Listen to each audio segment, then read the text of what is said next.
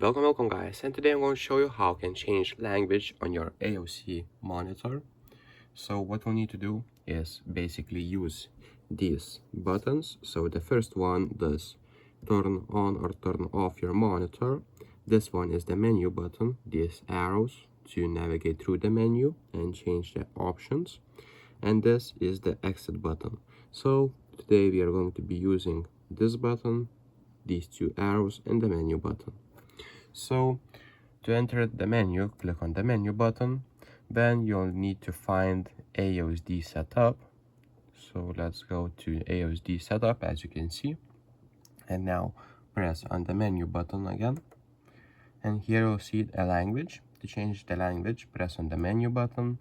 And then you can select a language. Let's say France, Spanish, Portuguese, Dutch, Italiano, Netherlands, Svenska, Suomi, Polski, Ruski, and all of these languages. As you can see, I prefer the English one, so I will be using the English language.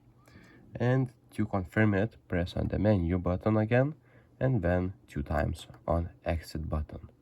So if this video was helpful, please make sure to comment down below for the algorithm, and please make sure to subscribe to the channel. So if this video was helpful, have a nice day.